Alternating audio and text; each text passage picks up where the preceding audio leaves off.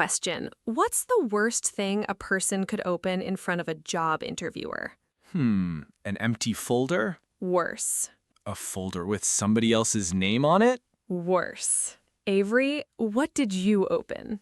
A folder with a cheese sandwich inside. Just a sandwich. No papers, no pen, no resume. One sandwich wrapped in shiny foil. In a real job interview? In a real job interview, I grabbed the wrong folder on my way out the door. My lunch went to the interview and my documents stayed home. What did the interviewer say? She looked at it and said, "Interesting portfolio." No. Yes, and honestly, that sandwich taught me more about interviews than any book ever did.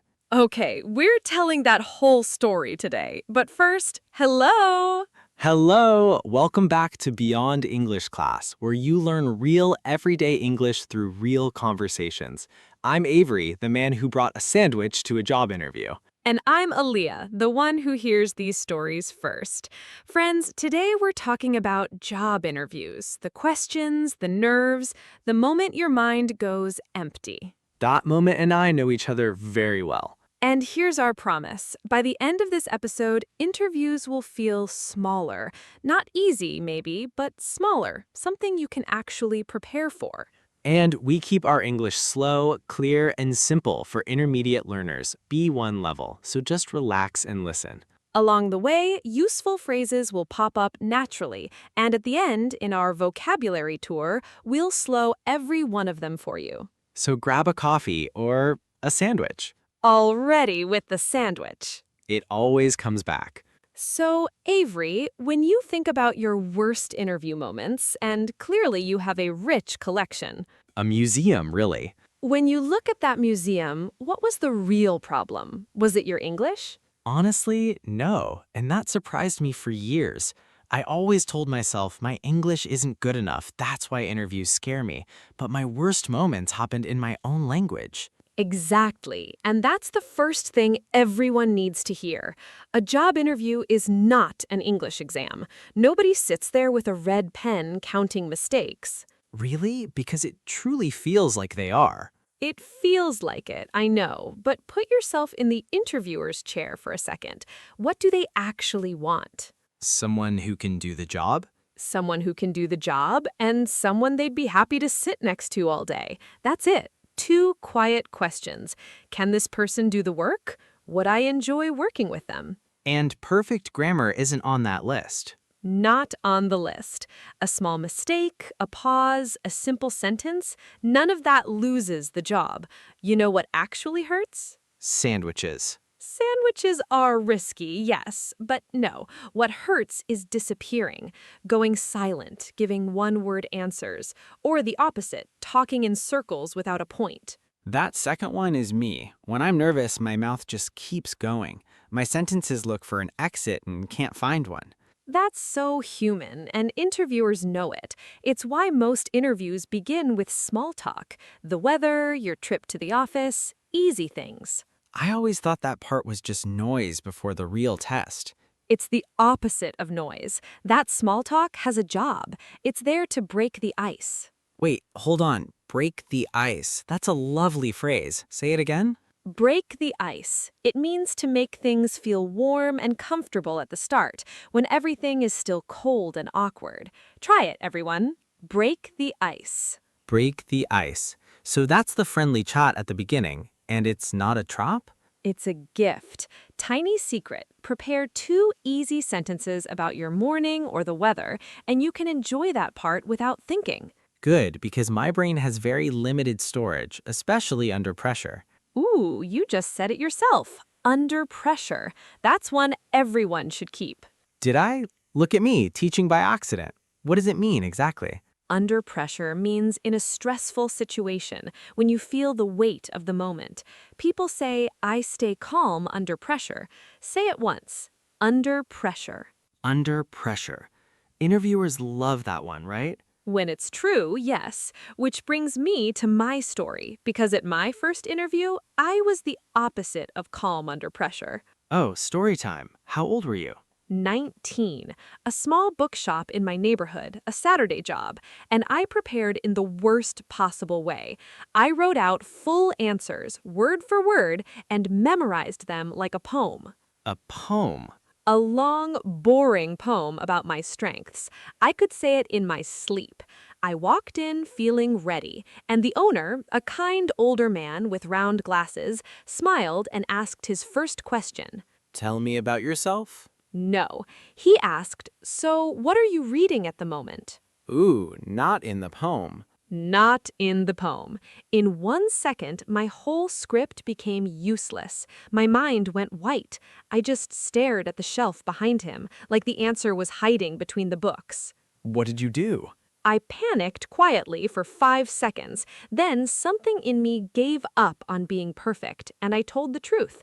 A mystery novel. I'm on the last chapter, and I'm a little angry because I think the detective is wrong.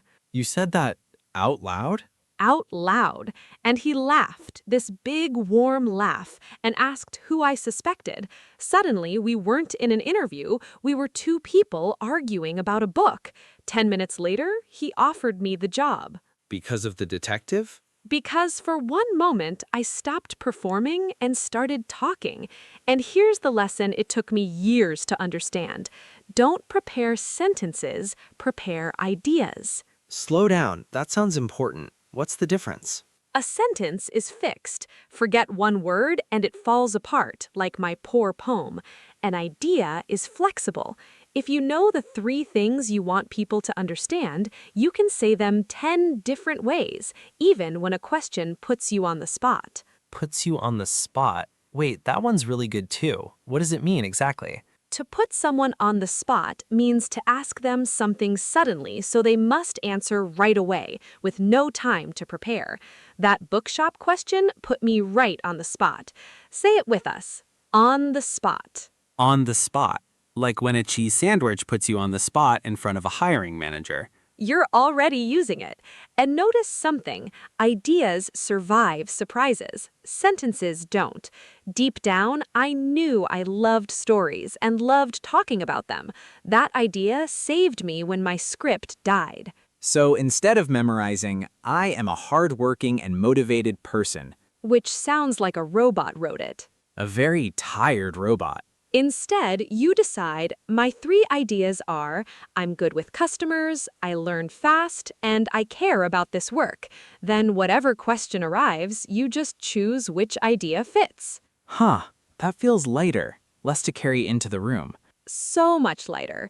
And here's the second reason it works. When you speak from ideas, you sound like yourself. And sounding like yourself is the best way to sell yourself. Sell yourself. That phrase used to confuse me. I'm a person, not a product. It sounds strange at first. To sell yourself means to show your good sides with confidence so people see your value. You're not lying, you're presenting. Say it once. Sell yourself. Sell yourself. So the bookshop man didn't buy your poem, he bought the real you, angry at a detective. Exactly. And remember, you're not proving you're the best human on earth. You're only showing you're a good fit for this one job. A good fit, like clothes? Exactly like clothes. A good fit means you and the job match each other. Your skills fit their needs, their team fits your style. Say it with us. A good fit. A good fit. And that idea calms me down. A no isn't always about me being bad. Sometimes the shirt just doesn't fit. Exactly. Some wonderful people get a no because the fit wasn't right that day. An interview result is not a grade on your life. Say that again, louder, for the nervous people in the back. An interview is not a grade on your life. It's 2 sides checking the fit. Which means, and this surprises people, you can check them too. Hold that thought. I want to go deeper into it soon. It sounds slightly illegal. Very legal, I promise. Part 1 in 3 lines. An interview is not an English exam. Prepare ideas, not sentences. And you're looking for a good fit, not a perfect score. My sandwich agrees with every word of this. Before we jump into part 2, one small favor. If this conversation is helping your English, tap that subscribe button and the little bell. It's free, it takes 1 second, and it tells us to keep making these episodes for you. And leave us a comment while you're down there. We read every single one, usually with coffee, occasionally with a sandwich. Speaking of which, Avery, the sandwich. It's time. Tell us the whole story, from the beginning. All right, deep breath. This was about 6 years ago. I was trying to get a job at a small marketing company, my first real office job, and I was so nervous I barely slept. So I planned everything the night before. Resume, certificates, little notes, all printed and placed in a blue folder. Very organized. Extremely organized. The problem is, my lunch was also in something blue. My flatmate kept these blue plastic folders in the kitchen and used them for food. Don't ask me why. I have so many questions. Save them for another episode. So the morning comes, I'm running late, I grab the blue folder from the kitchen table and I run. I arrive, I sit down across from the manager, and she says, "Did you bring your resume?" And I say, "Of course," very confident, and I open the folder like a lawyer in a movie. And there it is. There it is, a cheese sandwich, foil shining under the office lights, the most honest thing I've ever presented in a meeting. Interesting portfolio. Interesting portfolio, she says. And Aaliyah, in that second, I had 2 roads in front of me. Road 1, apologize 50 times, turn bright red, and quietly melt into the chair. And road 2? Road 2 was the only other thing available. I looked at her and said, "This is my lunch. My resume is having breakfast at my house. But I can tell you everything that's on it because I wrote it." You did not say that. I did, and she smiled, put her pen down, and said, "Go ahead." So I talked her through my whole experience from memory. No paper, just me. And here's the weird thing. It was the best I had ever explained myself because I couldn't hide behind a document. Avery, that's honestly a small masterclass. You had to think on your feet. Think on your feet. Yes, that's exactly the phrase for it, isn't it? The perfect phrase. To think on your feet means to react quickly and find good answers in the moment, without preparation. Say it with us. Think on your feet. Think on your feet. Although in my case, it was more like think on your sandwich. So, how did it end? Did you get the job? Long story short, no. What? Wait. The manager told a friend at another company about, and I quote, the sandwich guy who explained his whole resume from memory. That friend called me 2 weeks later. I worked at her company for 3 years. Incredible. Also, hold on. You just dropped a really handy phrase and walked past it. Long story short. Oh, did I? Long story short, it means I'm skipping the boring details and jumping to the ending. Very useful when your stories are as long as mine. Say it once. Long story short. Long story short, the sandwich got you hired, just somewhere else. The sandwich has a better professional network than I do.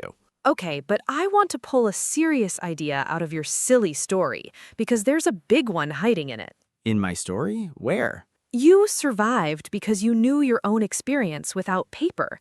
Most people never practice that. They write a beautiful resume and they never once say it out loud. That was completely me before that day. I could write my experience. I had never spoken it. And that's where I want to give everyone one small tool. I call it the first sentence trick. You don't memorize whole answers. We already killed that idea in part 1. You prepare only your first sentence for the most common questions. Just the first sentence? Just the first one. Because the hardest moment in any interview is the silence right after the question. If your first sentence is ready, your mouth starts moving, your brain calms down, and the rest follows as ideas. Give me an example. Sure. Question: tell me about yourself. Your ready first sentence: I've worked in customer service for 3 years and it taught me how to stay calm with all kinds of people. That's it. You're already moving. Now you just add one small example. So the first sentence is like a little bridge over the scary silence. Exactly. One bridge per question. Tell me about yourself. Why do you want this job? What are your strengths? Maybe 5 bridges in total. That's your whole preparation. 5 sentences. Even my brain has room for 5 sentences. And when you build them, here's a tip. Point at real physical experience when you can.